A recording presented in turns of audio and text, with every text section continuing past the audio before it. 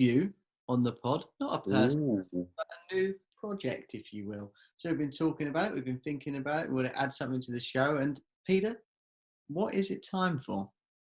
Jerry, it's time for that six-a-side segment. It's that six-a-side segment, and we'll be doing one every week, one every pod. We'll be choosing a six-a-side of Spurs players, old and new. You can go for however far back you want. I mean, but me personally, it's pretty much Premier League era. I think we're all the same, aren't we, boys? Premier League era, our bread and butter. We don't really know much further back than that. Apologies to the golden oldies.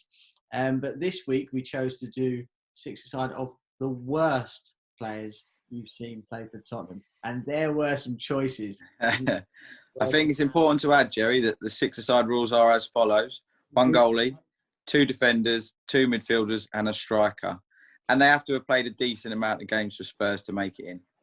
I might have already cheated by it, just so everybody knows. I mean, I hope you're ready for this, Pete. A touch of cheating here. 3 goalies I've got on board. I'm just playing. Right. So we'll go through it. I think we'll do each position and we'll roll through. If I go first each time, Ollie, then you, and then Pete, and then we'll move on. I'm happy. Sounds good.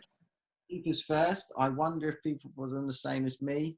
I went for Aurelio Gomez as the worst goalie. Keeping in mind, like, players who haven't played that much, we aren't really going to choose, or if they've played that one. Yeah. So I was thinking about who was it? Radek Cherny, who then Radek Cherny. Yeah. What he did, but no, I thought who caused me more pain? Not just in one moment, probably. I also went for Aurelio Gomez as well. I was tempted by the Croatian lad, Pletikosa, something like his name was. I'm not sure he actually played for us, so going by the rules, he couldn't be in my worst 11. But you've got to assume if you couldn't get another Gomez, he must have been pretty bad. But yeah, Pete. 3 for Gomez. 3 for Gomez. He's in. He's made the team. Congratulations, Aurelio. Well done, Gomez. Dead set. Come on. Oh, he was a good character as well. He was a good character. Yeah, he was. Defenders. The first one I put down, I think he could end up in a few for me, was Goran Bunjacevic. I remember, even as a kid, watching him just tearing my hair out. And just an awful player. But yeah, he was my first pick. We doing one defender, or we going to do both defenders? Let's do both. No, actually, move on because I need to remember who the other one was. Oh, cheers. So my duo at the back. So we did say we have to be careful about. Otherwise, I ended up picking like central defenders and no fullback, etc., etc. So the 2 that I've gone for are Federico Fazio and Zeki Friars. Fazio was my other one. You got Fazio as well. Fazio's in there because he was just not very good, obviously. And a turning circle of a big bus, bless him. Very tall and somehow got a career with AS Roma. I don't know how he managed that. And then Zeki Friars I put in there because I was quite excited for him. We did some ridiculous thing. We agreed with, can't remember who it was, to buy him from United. And then we then bought him from them. And there's this big thing outside he was going to be. And then he was absolutely crap. And it seems like a waste of time. So unfortunately, Zeki, that's why he made it to my teammate. Fair enough. I've gone third vote for Federico Fazio. Yeah, another starter. Get in, boy, he's in. And I've also gone for another centre-half. I've gone for walking on the beaches, Super Vlad Chiriches. Because Vlad. He was terrible. So we need to have a vote. Who's going to make it in next to Fazio? Is it going to be Vlad, Goran, or Zeki? You can't pick your own. Okay. Pick your own. Hopefully we don't just get another. Well, to be fair, I would go for Vlad as well because Vlad Price doesn't bother me that much, but I Enriquez, he's got a good shout. I mean, I'm pretty sure that Fazio and Chiriches were a defensive pair that we actually saw play at the same time, which is slightly concerning. But hey, yeah. Was Gomez behind him at any point? Do you think? I think that these are Poch Mm. signings, weren't they? Unfortunately. No, you are right. You are right. Because otherwise, we had the base. We had it there, ready I made. tell you what, Vlad did score that unbelievable goal. I think against Fulham. When he had his mask on, and we thought this could be him, and it was like back Vlad, wasn't it? And yeah, it didn't work. Lewis Holtby scored a worldie in that game as well. I remember. He did. I was so excited for Lewis Holtby. Oh, it could No, got no, him I there. don't want him in the worst team. No, right. Come on in. Midfielders. Yeah, as I say, I may have cheated here. So one of my midfielders is actually Helder Postiga. It's filthy cheating. That is unbelievable cheating. On the wing. Lord wasn't doing it up top. So I'm on the wing. But my other one is he's certainly a midfielder, and I just hate him. Danny Murphy. I just think he's a massive prick. Who? Danny Murphy? Massive prick. And I just remember every time I watched him just being like, oh, shut up. You could see he was always moaning, always like giving it to the ref, chirping in his ear, and just crap when he was playing for us. He was useless. He was dead out, and he was still moaning at everyone. He just did my head in, and I still hate him now. And I watch him on Match Day. I just think, yeah, you say that about him. So good. I watched you play for my club. So yeah, I mean, he might have been a better player back in the day, but when I watched him for Spurs, I just thought he was shit. So he got the nod, and then Helder Postiga's maybe a bit cheeky, but I've thrown him in as well. Yeah, my two are. I've gone for Benjamin Stambouli and Clinton and G are my two. And G's another one. I think he played like once or twice, but it was rubbish. I think he got into some issues, didn't he, off the pitch as well? I think he had some a scandal of some form. I'm sure something like that. But yeah, Stambouli was truly dreadful. He's actually moved to Schalke now because I like to look at my players, see where they are now. You see. Nice. But he's playing as a centre half for Schalke, who lost 8-0 to Bayern Munich on the opening weekend. So what does that tell you? So Benjamin, mate, you weren't a good midfielder, bud, and you might not bother being a centre back either. But hey ho. Okay, my two. One of them is a current Spurs player, and I've put him in there, and I know you'll probably say he doesn't deserve to be in there.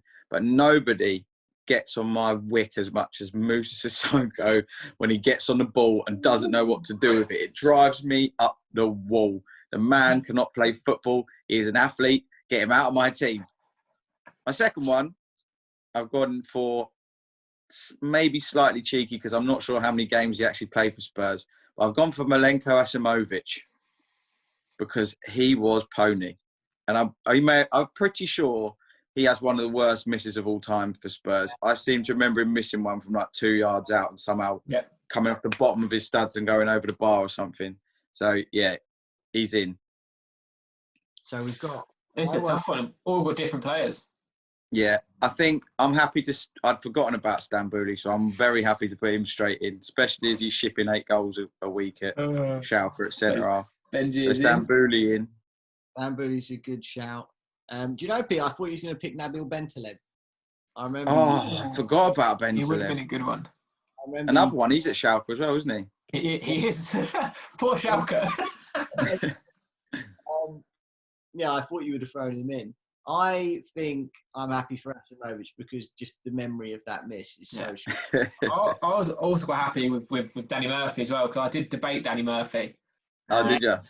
But let's go for Asimovic just for that miss. Yes. Sorry, mate. Murphy's probably given us saying horrible things to Asimovic for years. Yeah, probably ask us to change our roles in the pod or something. Yeah. Not a fan of the pod, and he'll never be asked to be on here either. Let me tell you that. And to the most important role within the team, Jez. This is true. But anyone out there who's a fan of Danny Murphy is not a fan of the pod. Let me tell you. All right, centre forward, hit me. I've already said one, haven't I? But I went for Janssen. Oh, that's fair. I mean, he scored a couple of penalties, didn't he? But he come with actually like a decent enough record. And looked like might be a good backup striker, and you're just fucking woeful. But yeah, just dreadful. So yeah, he was really, you could easily have Postiga up there as well. So I've kind of given you 2 striking options. He cheated. He did cheat. I was really torn on this one because I'll tell you the 2 options that I had, and then I'll tell you why I'm thinking. So I've gone for Gregor Raziak and Roberto Soldado. Oh, I so wanted him to do well. Now, Soldado is one that I was so excited for. I absolutely loved him. I thought he was great. And I don't know if he was bad or it was really unfortunate that he just didn't score. But just because of pure sadness on my part, I've actually gone for Soldado. Just because it just breaks my heart when I think about him. And maybe it's harsh putting him in the worst team, but I kind of had to do it. I'm sorry, Bobby. I absolutely adore you. I've generally never wanted a player to succeed more than Soldado. And I think he scored a goal, I want to say Everton or something. It was against Everton, yes. It was a proper tap-in. And I remember being on the train, standing up, going back to uni, and I cheered on the train. I was so happy that he scored. One of the few times he did score, I have to add as well. But yeah, unfortunately, Bobby goes in. Well, I'm telling you, he's not getting in above my guy. Are you ready for Sergei Rebrov? Oh, Rebrov. What a man. Absolutely awful. And I know it was probably just a rumour, but I seem to recall people going, we could have had him or Shevchenko, and we went for Rebrov. I think Glenn Hoddle brought him in, and just awful. Just an awful, awful footballer. Just didn't do anything. So there he is. We've got a vote to take. What? I'll go Rebrov. Oh, I think it should be Janssen, but I can't pick. I'm not picking Soldado because he actually. No, I don't want Soldado to go in. He doesn't deserve it. He came and he's meant to be a fox in the box, and I'll give you this from expectation level. Biggest difference. But he came as like a natural, absolute thoroughbred goal scorer, and really played as a really good hold-up man, didn't he? Like his build-up. He ended up being a very good number 10 for some weird reason. Which isn't what we bought him for. So maybe I'm being harsh. Maybe I should have stuck with Raziak, but something just swayed me to Bobby. I think it's sadness. Right, it's going to be Rebrov then. It's going to be Rebrov. Yeah. So then, let's hear the team. The ultimate 6-a-side segment. Yeah, the worst players we have ever seen play for Spurs. This 6-a-side team would not do very well. We have Aurelio Gomez in goal, Federico Fazio and Vlad Chiriches holding down the fort from the back. We've got Benjamin Stambouli and Asimovic. Am I pronouncing that correctly? Probably in the midfield, and then we've got Rebrov leading the line in Harry Kane-esque style. Well, that was fun. I enjoyed that. I look forward to next week's one. What a team. What are we doing next week? Ooh. Let's put out a poll on Twitter. Okay, I like it. I like that, and we'll find out. We'll give some options. Let's not let them choose all by themselves. But we'll do some options, and then we'll go from there. And I like it. And that they're ending that 6-a-side segment. All right.